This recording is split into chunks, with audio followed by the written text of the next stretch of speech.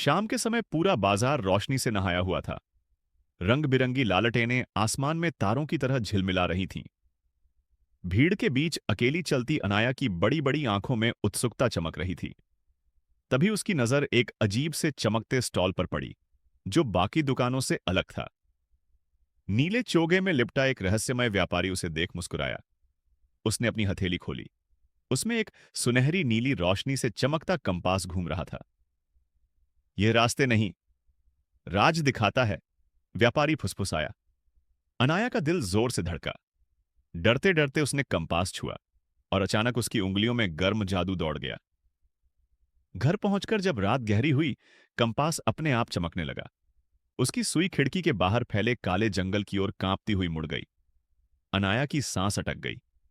क्या यह कंपास उसे किसी खतरे की ओर बुला रहा था, या किसी ऐसे रहस्य की ओर जो उसकी जिंदगी हमेशा के लिए बदल देने वाला था? चमकते हुए जंगल के रास्ते पर कदम रखते ही अनाया को लगा जैसे पेड़ उसकी हर सांस सुन रहे हों।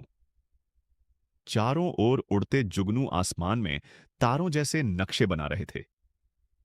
उसके हाथ में कंपास अब तेज रोशनी छोड़ रहा था, जिसकी चमक जमीन पर अजीब चिन्ह बना रही थी। पेड़ों की जड़ों में उभरे चेहरे धीमी आवाज में फुसफुसा रहे थे। डर के बावजूद वह आगे बढ़ती रही। कुछ दूर एक खुला मैदान मिला, जहां हवा में सुनहरी चमक तैर रही थी।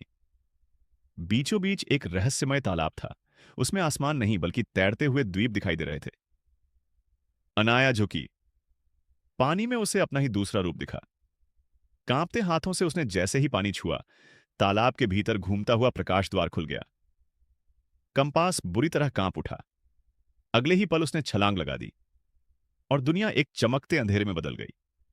क्या वह सुरक्षित थी, या अब असली खतरा शुरू हो चुका था? तेज रोशनी के बीच अनाया जब गिरती हुई किसी ठोस जमीन पर आकर रुकी, तो उसने देखा वह किसी तैरते हुए द्वीप पर खड़ी थी। जमीन पर चमकती घास और क्रिस्टल पत्थर ऐसे दमक रहे थे जैसे तारों की खेती हो। चारों ओर अनगिनत तैरते द्वीप फैले थे, जिन्हें पारदर्शी क्रिस्टल पुल जोड़ते थे। ऊपर अनंत गोधूली आकाश था, जिसमें पंखों वाले अद्भुत जीव उड़ रहे थे। अनाया खुद को इस विशाल दुनिया के सामने बहुत छोटी महसूस कर रही थी। तभी कंपास की सुई अचानक रुक गई और दूर एक चमकते सफेद नीले किले की ओर सीधी हो गई। वह चांदी से बना विशाल दुर्ग था। अंदर कदम रखते ही दीवारों पर तैरते प्रकाश रून चमकने लगे। और तभी एक शांत सा लड़का उसके सामने आया, जिसके हाथ में कभी न बुझने वाला एक दीपक था। उसकी चांदी जैसी चमकती आंखें अनाया की आत्मा तक झांक रही थीं। मेरा नाम केल है, उसने कहा, और दीपक से एक उज्जवल तारों का नक्शा हवा में उभर आया। कंपास, दीपक और नक्शा एक सीध में आ गए।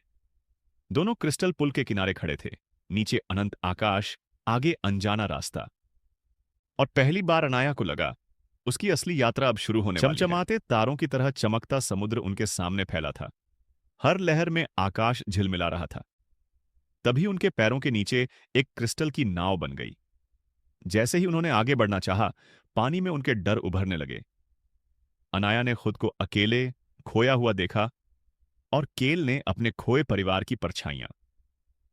दिल कांप उठा, मगर दोनों ने अपनी आंखें बंद कर डर का सामना किया, और समुद्र शांत हो गया। अगले ही पल वे आग से भरी गुफाओं में आ पहुंचे। चारों ओर लावा की नदियां बह रही थीं, हवा तप रही थी। केल ने अपने दीपक को उठाया, नीली शांति की रोशनी निकली और जलती आग पत्थर में बदलने लगी।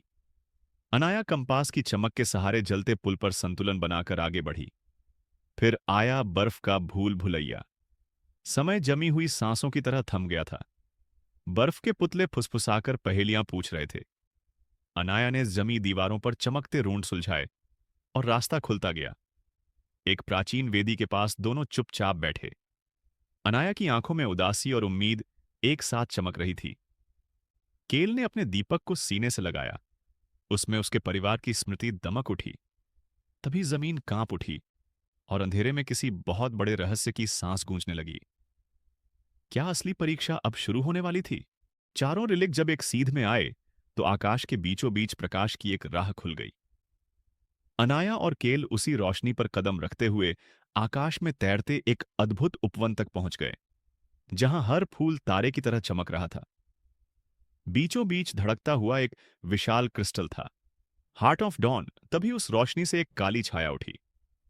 भूले हुए सपनों से बना विशाल छाया दानव गरज उठा। अनाया ने कंपास को तलवार की तरह उठाया। केल के दीपक से उजली लौ फूटी और रोशनी व अंधेरे की जबरदस्त टक्कर हुई।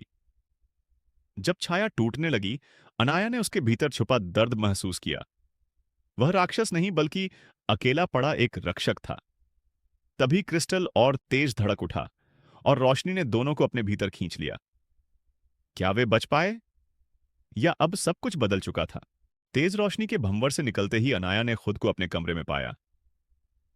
खिड़की से सुबह की सुनहरी धूप अंदर आ रही थी, जैसे कुछ हुआ ही न हो।